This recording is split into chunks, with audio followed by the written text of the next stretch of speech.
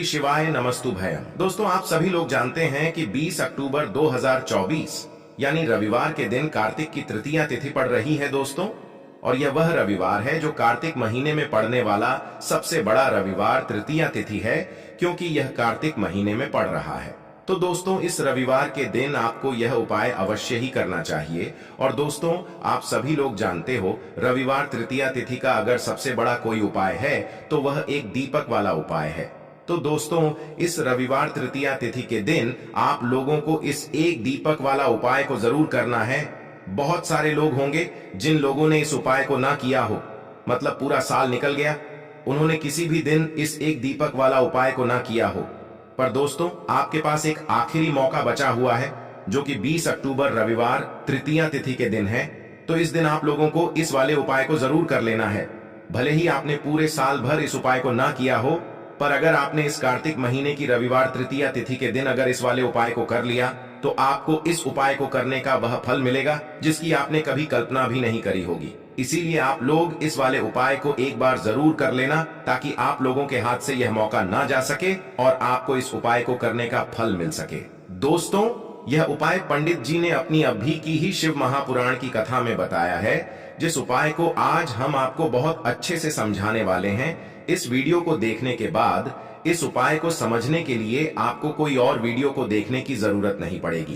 तो चलिए दोस्तों, उपाय को शुरू करते हैं। देखिए, यह इस कार्तिक महीने के रविवार तृतीया तिथि के दिन यह इतना खास होता है, इतना महत्वपूर्ण होता है। देखा गया है कभी कभी बड़े बड़े पूजा पाठ अनुष्ठान से जो मनोकामना पूर्ण नहीं होते, वह कार्तिक महीने के दिन एक छोटे से उपाय करने से ही आपकी मनोकामना पूर्ण हो जाती है। और बहुत सारे लोगों ने इस उपाय को किया भी है और उनको इस उपाय को करने का फल भी जरूर मिला है। अगर आप लोग भी इस उपाय को करना चाहते हैं तो आप इस उपाय को पहले अच्छे से समझ लेना, सुन लेना, उसके बाद करना। आपको इस उपाय का फल जरूर मिलेगा। और इस उपाय को कर लेने से आपके घर में चाहे किसी भी प्रकार की दुख और समस्या क्यों ना चल रही हो, आपको उसका कारण भी नहीं पता है कि भाई यह समस्या किस कारण से चल रही है, उसका कुछ भी कारण हो सकता है, जैसे पितृदोष हो सकता है या किसी भी तरह का मंगल दोष भी हो सकता है। तो इस दिन आप लोगों को एक दीपक वाला उपाय कर लेना है। यह एक ऐसा उपाय है जिस उपाय को अगर किसी विशेष दिन पर किया जाए तो भाई उस विशेष दिन का जो है वह तो हमें मिलता ही मिलता है। पर हमने उस दिन पर इस एक दीपक वाला उपाय को किया है तो हमें उससे भी बड़ा फल मिलता है, और फल बहुत जल्दी मिलता है, क्योंकि आप इस उपाय को बहुत ही बड़े और विशेष दिन पर कर रहे हो। तो चलिए अब उपाय के बारे में बात करते हैं। लेकिन उससे पहले आप लोगों को यह जानना आवश्यक है कि आखिर यह उपाय किस समय करना है, किसको करना है और कैसे करना है। तो चलिए हम आगे आपको वीडियो में एक एक करके बता देते हैं।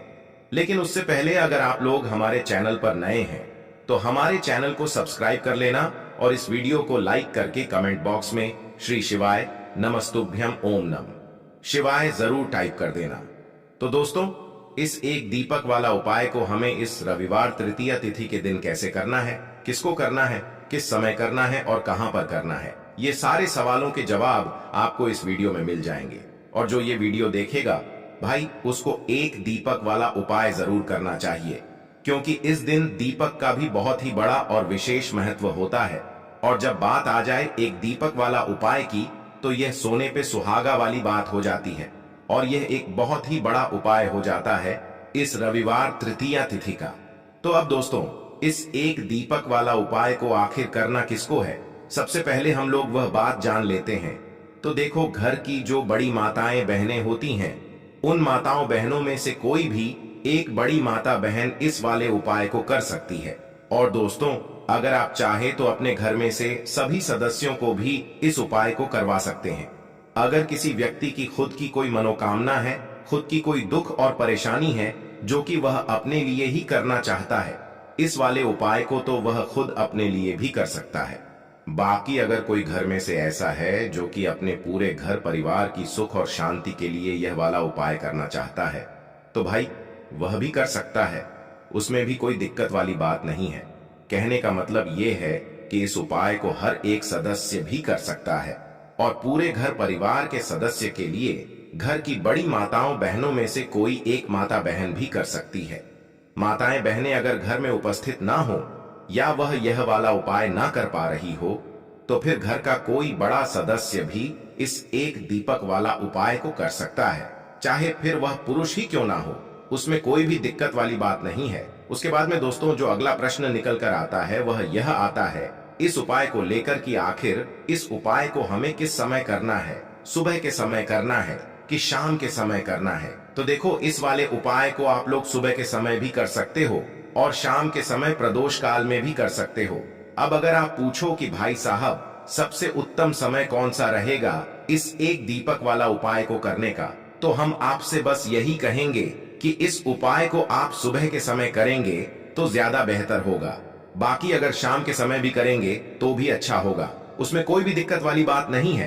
तो अब दोस्तों जो अगली सबसे बड़ी और महत्वपूर्ण बात आती है वह यह आती है कि सुबह अगर हम उपाय को करेंगे तो हमें कितने बजे से ले कितने बजे तक के बीच में करना है, और शाम के समय प्रदोष काल में करेंगे तो हमें कितने बजे से लेकर कितने बजे के बीच में करना है। तो देखो, सुबह जितनी जल्दी हो सके आप उपाय को करने की कोशिश करना। बाकी अगर किसी कारणवश लेट भी हो जाओ, थोड़ी देर भी हो जाए, तो 10 या 11 बजे तक भी आप उपाय कर लेना, पर 12 बजे से ज्यादा देरी ना हो, ठीक है? इस बात का ध्यान रखना। उसके बाद में दोस्तों अगर शाम के समय प्रदोष काल की बात करें, प्रदोष काल का जो समय है होता है वह शाम के 6 बजे से शुरू हो जाता है। मतलब शाम के 6 बजे से लेकर 7 बजे के बीच का जो समय होता है यह समय प्रदोष काल का समय होता है। इस उपाय को 7 या 8 बजे के बीच में भी कर सकते हो। मतलब शाम के 6 बजे से रात 8 बजे के बीच में आप कभी भी इस वाले उपाय को कर सकते हो, उसमें कोई भी दिक्कत वाली बात नहीं है। परंतु 20 अक्टूबर रविवार तृतीया तिथि के दिन कोशिश करना कि समय के अंतर्गत ही कर लो। किसी कारणवश ना कर पाओ तो थोड़ा देरी से भी कर सकते हो, आपको उपाय का फल जरूर मिलेगा। तो कार्तिक का महीना श्री हरि विष्णु के पूजन के लिए, मां तुलसी के पूजन के लिए सबसे उत्तम होता है, और कार्तिक के महीने में ही मां लक्ष्मी का पूजन किया जाता है। दीपावली भी कार्तिक के महीने में आती है, तो इसलिए आप अगर मां लक्ष्मी को प्रसन्न करना चाहते हैं, 7 पीढ़ियों को भी धनवान बनाना चाहते हैं, तो ऐसा समझ लीजिए यह दीपक वाला उपाय इतना लाभ आपको दे देगा कि आने वाली जो 7 पुश्तें हैं आपकी वह भी धन देखेंगी। कभी जीवन में आपके निर्धनता नहीं रहेगी, घर में कभी लौटकर निर्धनता नहीं आएगी, क्योंकि आज की वीडियो का जो उपाय आपके लिए लेकर आए हैं यह कार्तिक के महीने का सबसे बड़ा उपाय है। देखिए, कार्तिक का जो महीना होता है इसमें दीपदान का बहुत महत्व होता है। अब दीपदान बहुत सारे लोग पवित्र नदियों पर करते हैं, है ना। अब जिन लोगों के घर के आसपास पवित्र नदियां ही नहीं हैं, वो क्या करेंगे, तो वो लोग अपने घर में ही दीपदान करेंगे। तो घर के इस स्थान पर आप जब दीपक जलाएंगे कार्तिक के महीने में, तो श्री हरि विष्णु की कृपा आपको मिलेगी ही मिलेगी और फिर आपके घर में होगी धन की वर्षा। तो चलिए बात कर लेते हैं कि कौन कौन से उपाय हैं जो कार्तिक के महीने में आपको विशेषक करने हैं। सबसे पहला उपाय जो कार्तिक के महीने में आपको करना है, इस उपाय को करने से बड़ी निर्धनता, बड़ी से बड़ी धन की कमी भी घर से दूर होती है और मां लक्ष्मी की विशेष कृपा उन लोगों को हमेशा मिलती है। तो निर्धनता को घर से दूर करने के लिए यह सबसे पहला उपाय है। अब देखिए, मां लक्ष्मी को लाल रंग और गुलाबी रंग बहुत प्रिय होता है, विशेषकर लाल रंग। अब आपको करना क्या है, एक लाल रंग का पुष्प आपको लेना है, साथ ही साथ लेनी है। यहाँ पर आपको 2 फूल वाली लौंग भी मां लक्ष्मी को बहुत प्रिय होती है। बहुत सारी पूजा पाठ है जो लौंग के बिना अधूरी होती हैं, तो 2 लौंग लेनी है, एक लाल फूल लेना है। लाल फूल में आप यहाँ गुलाब का भी ले सकते हैं। लाल फूल के अंदर 2 लौंग आपको रखनी है और यह फूल आपको अपने घर के मंदिर में मां लक्ष्मी को अर्पित करना है शाम के समय में, और एक देसी घी का दीपक जलाना है, लंबी बाती का, और मां लक्ष्मी से कहना है कि मेरे घर में जितनी भी निर्धनता है, धन से जुड़ी समस्याएं हैं, हे धन की देवी मां लक्ष्मी, इन्हें मेरे घर से दूर करना। मेरे जीवन में और मेरे घर में हमेशा सुख धन वैभव आता रहे और आपकी कृपा श्री हरि विष्णु सहित मुझे मिलती रहे। तो जब भी आप यह उपाय करते हैं कि कार्तिक के महीने में, क्योंकि कार्तिक का महीना मां लक्ष्मी के पूजन के लिए सबसे उत्तम महीना है, तो जब आप कार्तिक के महीने में मां को एक लाल फूल अर्पित करते हैं, साथ ही साथ 2 लौंग अर्पित कर देते हैं, तो यह उपाय बहुत बड़ा हो जाता है। देखिए, फूल तो माँ लक्ष्मी को बहुत सारे लोग अर्पित करते हैं, लेकिन जब आप लौंग रख के अर्पित करते हैं नाना, तो माँ की विशेष कृपा आपको मिलती है। तो कार्तिक का पूरा महीना माँ लक्ष्मी के पूजन के लिए ही बहुत उत्तम है। तो आप किसी भी दिन इस उपाय को कर सकते हैं। शुक्रवार का दिन तो धन की देवी माँ लक्ष्मी को ही समर्पित है, उस दिन कर ले, गुरुवार को कर ले, किसी भी दिन आप इस उपाय को कर सकते हैं। यानी कि 15 नवंबर तक आप यह उपाय करिए। अच्छा, कितनी बार करना है? तो जितनी बार आप कर सकते हैं। सप्ते में 1 बार कर ले, 2 बार कर ले। अगर ज्यादा ना कर पाए तो सप्ते का एक दिन चुन ले कि आपको इस दिन करना है। जैसे सोमवार, मंगलवार, बुधवार, गुरुवार है ना, तो सप्ते का एक दिन चुन ले और इस उपाय को करें। आपको बाद में लौंग का क्या करना है? जितनी भी लौंग आप मां लक्ष्मी को अर्पित करते हैं, आपको यह लौंग एक छोटी सी पोटली में रखनी है। मतलब लाल रंग का कपड़ा ले लें, उसके अंदर ये सारी लंगे आपको इकट्ठी कर लेनी है बाद में, और पोटली बनाकर इसे अपने धन रखने वाले स्थान पर आपको रख देना है। कभी आपकी तिजोरी धन से खाली नहीं होगी और निरंतर प्रतिदिन जैसे जैसे समय बढ़ेगा आपका धन भी बढ़ता चला जाएगा। नहीं किया है तो इस साल यह उपाय करिए और फिर देखिए कैसे चमत्कार आपके जीवन में होते हैं। चलिए बात कर लेते हैं अब दूसरे उपाय की। एक दीपक घर में कहां जलाना है और किस तरह से दीपदान आपको कार्तिक के महीने में करना है।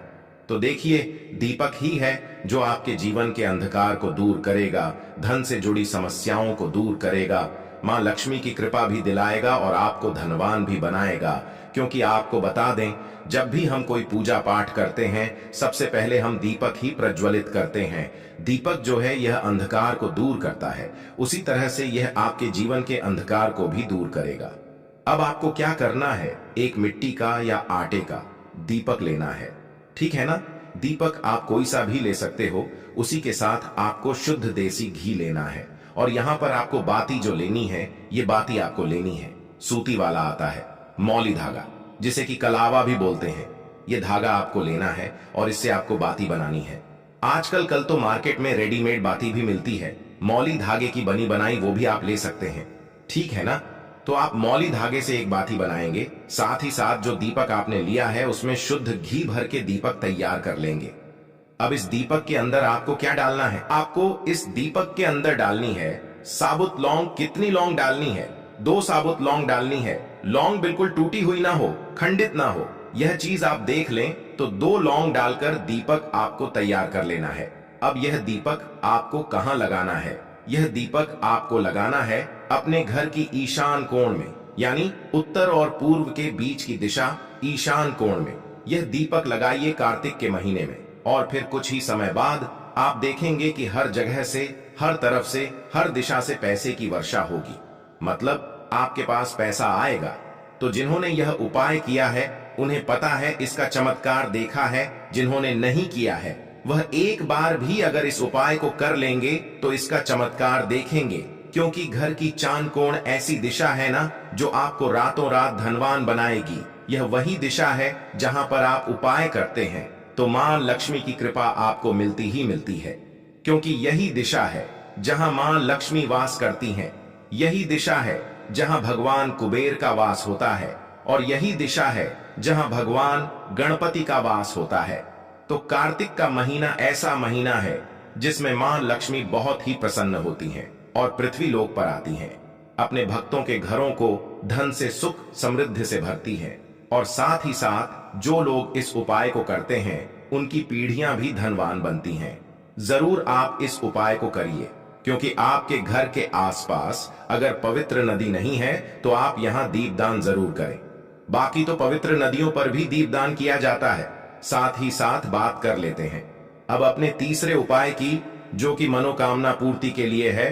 तो यहां पर आपको लेने हैं फूल। किस रंग के? पीले रंग के, क्योंकि पीला रंग श्री हरि विष्णु को सबसे प्रिय है, ठीक है ना। तो पीले रंग के पुष्प आपको लेने हैं। कितने लेने हैं? 5 ले सकते हैं, 2 ले सकते हैं, एक फूल भी आप यहां पर ले सकते हैं। तो गेंदे का फूल ऐसा फूल है जो आसानी से मिल जाता है, आप गेंदे का फूल भी ले सकते हैं। एक आपको यहां पर दीपक तैयार करना है, गोल बाती का शुद्ध देसी घी भरना है और अपने घर के मंदिर में आपको बैठ जाना है। अच्छा, अगर आप कोई पीली मिठाई ले लेते हैं तो और भी ज्यादा उत्तम है। अगर पीली मिठाई ना हो तो थोड़ा सा गुड़ ले लें, ठीक है ना। थोड़ा सा गुड़ पहले ही लाकर रख लें। जिससे कि आप श्री हरि विष्णु को कार्तिक के महीने में गुड़ का भोग लगा सके। तो देखिए, घर के मंदिर में आपको सबसे पहले बैठ जाना है। जो फूल आपने लिए हैं, यह फूल श्री हरि विष्णु को अर्पित करने हैं। 1 लिया है, 5 लिए हैं, जितने भी लिए हैं दीपक जला देंगे और गुड़ का या जो भी आपने पीली मिठाई ली है उसका भोग लगा देंगे। इसके बाद आपको श्री हरि विष्णु का जो मंत्र है, ओम नमो भगवते वासुदेवाय नमः, इस मंत्र का पूरे 11 बार जाप करना है। अगर 108 बार कर लेते हैं तो बहुत उत्तम है। ये जो कार्तिक का महीना है, कार्तिक के महीने में जब आप इस उपाय को करेंगे तो अपनी मनोकामना श्री हरि विष्णु से कह देंगे। करके देखिए और फिर देखिए, आपकी मनोकामना जो बहुत लंबे समय से अटकी हुई है ना, पूरी ही नहीं हो रही। आपकी मनोकामना कार्तिक के महीने में ये उपाय करिए और फिर देखिए मनोकामना कैसे पूरी होती है। क्योंकि कार्तिक का महीना ही है जिसमें श्री हरि विष्णु अपने भक्तों की मनोकामना को पूरा करते हैं और उनके जीवन से दुखों को, कष्टों को दूर करते हैं। तो दोस्तों, ये थे पूज्य गुरु जी द्वारा बताए गए कुछ बहुत ही खास उपाय। अगर आपको जानकारी अच्छी लगी हो तो वीडियो लाइक करिएगा। मिलते हैं फिर एक नए वीडियो के साथ। श्री शिवाय नमस्तु।